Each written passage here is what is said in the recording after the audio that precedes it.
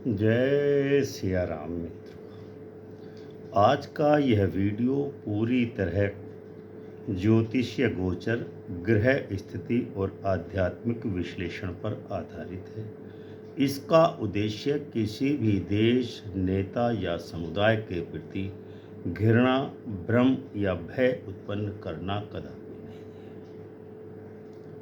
आप देख रहे हैं अमृत कलश, जहां हम दुनिया की सबसे बड़ी घटनाओं को ग्रहों की दृष्टि से देखने और समझने की कोशिश करते हैं। 24 फरवरी 2026 कुंभ राशि में बना एक ऐसा योग जिसने विश्व राजनीति को हिलाकर रख दिया। उस योग का नाम था अंगारक योग। मंगल, सूर्य, राहु, बुध और शुक्र, 5 शक्तिशाली ग्रह एक साथ, और फिर 28 फरवरी की सुबह 9:40 पर सूर्य और राहु एक ही अंश पर।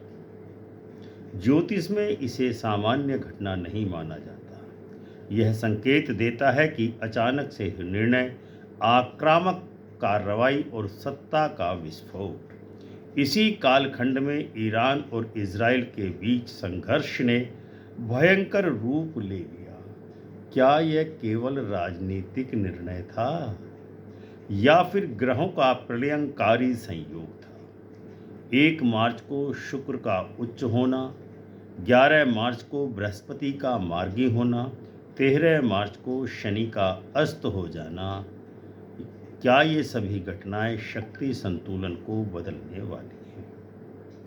आज हम विस्तार से समझेंगे कि क्या अंगारक योग ने ईरान, इजराइल और यूएसए के युद्ध को भड़काया है। क्या ईरान इस संघर्ष में मजबूत बनकर उभरेगा, और जून 2026 के बाद कौन होने वाला है असली विजेता इस युद्ध का? वीडियो को अंत तक अवश्य देखें, क्योंकि अंतिम भविष्यवाणी आपको चौंका सकती है। तो 24 फरवरी 2026 को कुंभ राशि में एक अत्यंत उग्र और विस्फोटक ग्रह योग बना, अंगारक योग। इस दिन कुंभ राशि में 5 ग्रह एक साथ गोचर कर रहे थे: मंगल, सूर्य, बुध, शुक्र और राहु। जब एक ही राशि में इतने प्रभावशाली ग्रह एकत्रित होते हैं तो वह केवल साधारण संयोग नहीं होता, वह इतिहास बदलने की ताकत अपने अंदर रखता है। 28 फरवरी 2026 का वो निर्णायक क्षण किस वजह से? क्योंकि 28 फरवरी 2026 की सुबह 9:40 पर सूर्य राहु के समान अंश पर आ गया था। ज्योतिष में सूर्य सत्ता का प्रतिनिधि है और राहु अचानक घटनाओं तथा भ्रम का कारक ग्रह माना जाता है। इसी समय मंगल, जो युद्ध और आक्रामकता का सेनापति है, मंगल को फारसी भाषा में जल्लादे फलिक भी कहा जाता है। इसीलिए इस चंडाल चौकड़ी में जल्लादे फलक भी सक्रिय हुआ। यह ग्रह स्थिति संकेत दे रही थी कि कोई बड़ा सैन्य कदम उठ सकता है। और ठीक इसी कालखंड में अमेरिका और इजराइल की ओर से ईरान पर आकाशीय हमला हुआ। जो हमने पहले बताया था कि मंगल जल्लाद ए फलक है, आसमानी ताकत है, जल्लाद है आसमान का। इस घटना में ईरान के सर्वोच्च नेता आयतुल्लाह अली खामनेई की मृत्यु की खबर से वैश्विक राजनीति में एक हलचल हो गई जबरदस्त।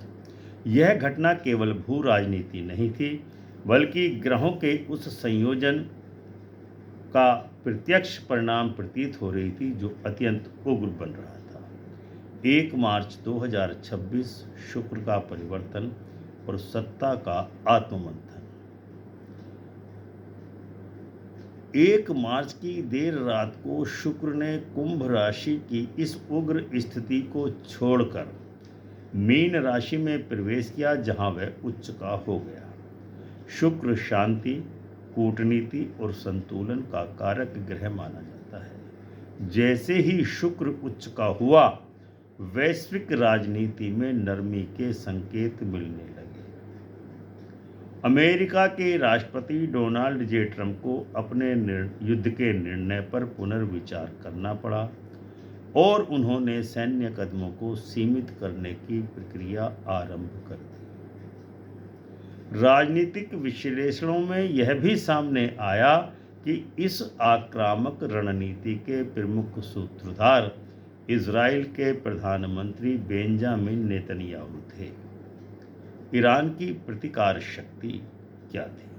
ईरान, जो प्राचीन पारसी सभ्यता का प्रतीक है, अपनी जुझारू प्रवृत्ति और रणनीतिक धैर्य के लिए ईरान जाना जाता है। जैसे ही ईरान ने जवाबी कार्रवाई प्रारंभ की, युद्ध का संतुलन बदलने लगा।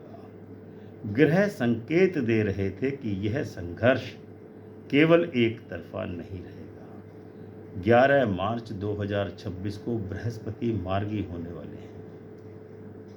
बृहस्पति न्याय, धर्म और विस्तार का प्रतिनिधित्व करता है। जब बृहस्पति मार्गी होता है तो अंतर्राष्ट्रीय समर्थन की संभावना बनने लगती है, नैतिक शक्ति मजबूत होने लगती है और दीर्घकालिक रणनीति स्पष्ट होना शुरू कर देती है। यह स्थिति ईरान के पक्ष में शक्ति का संतुलन झुका सकती है।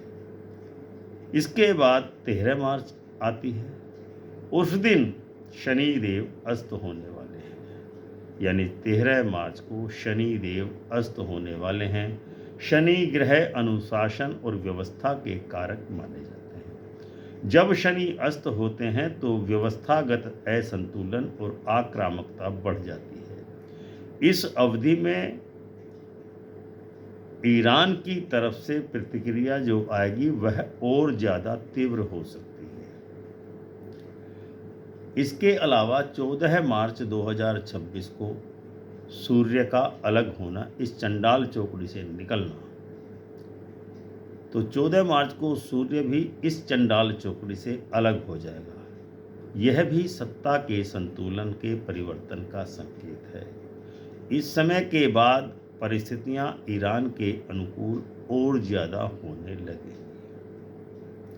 16 से 20 मार्च के बीच में बुध का विशेष प्रभाव इस युद्ध में देखने को मिलेगा, क्योंकि 16 मार्च को बुध ग्रह का उदय होगा और 20 मार्च को बुध मार्गी होना शुरू कर देगा, मार्गी हो जाएगा। मार्गी होने से बुध के रणनीति और कूटनीति मजबूत होगी।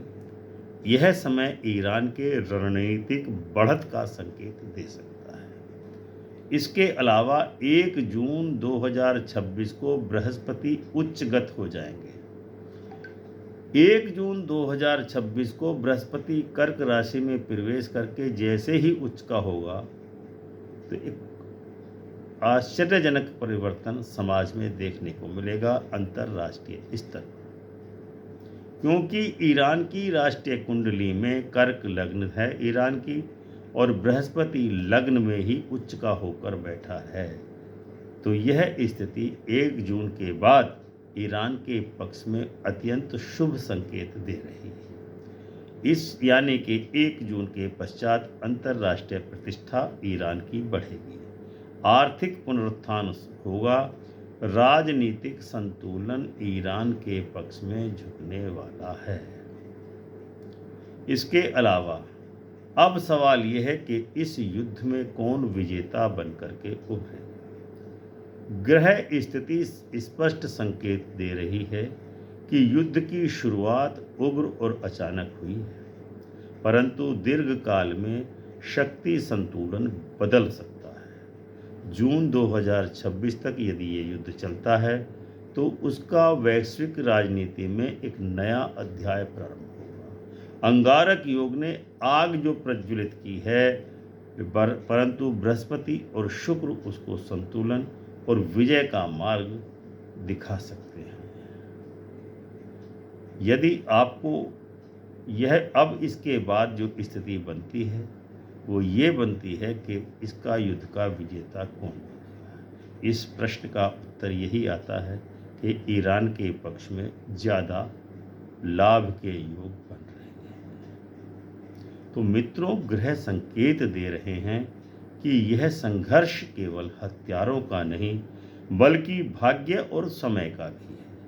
अंगारक योग ने आग प्रज्वलित की, परंतु शुक्र और बृहस्पति संतुलन और नई दिशा का संकेत दे रहे हैं। 11 मार्च से स्थिति बदलने वाली है, निश्चित ही बदलेगी, क्योंकि जैसे ही बृहस्पति मार्गी होगा स्थितियों में अचानक परिवर्तन होगा। लेकिन 13 मार्च के बाद इस युद्ध में स्थिति अचानक से उग्रता बढ़ जाएगी और 1 जून 2026 तक यदि ये युद्ध चलता है तो यह तिथि निश्चित ही ईरान के पक्ष में निर्णायक सिद्ध हो सकती है। क्या ईरान अपनी स्थिति मजबूत करेगा? क्या इजराइल की रणनीति भारी पड़ेगी? क्योंकि जो ग्रहण पड़े हैं 17 फरवरी को और 3 मार्च को, उसके विषय में जो विश्लेषण हमारा चल रहा है, अनुसंधान चल रहा है, जिसके विषय में कल हमारा वीडियो आएगा, जिसमें हम बताएंगे कि नेतन्याहू कौन से संकट में घिरने वाले हैं। तो अब हम कह सकते हैं कि क्या इजराइल की रणनीति इजराइल को भारी पड़ेगी या फिर वैश्विक राजनीति एक नए अध्याय में प्रवेश करेगी? अपनी राय कमेंट में अवश्य लिखें। क्या ईरान विजेता बनकर उभरेगा?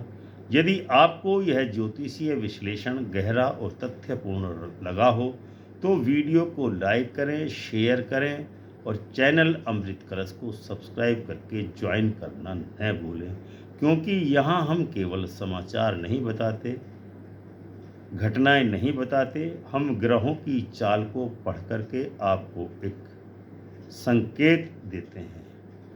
तो इन्हीं शब्दों के साथ विश्लेषण को समाप्त करते हैं और अगले जो विश्लेषण कल हमारा आने वाला है कि इजराइल के प्रधानमंत्री बेंजामिन नेतन्याहू किस संकट में पड़ने वाले हैं, उसको देखना न भूलिए। तब तक के लिए आज्ञा दीजिए, प्रेम से बोलिए जय सिया राम।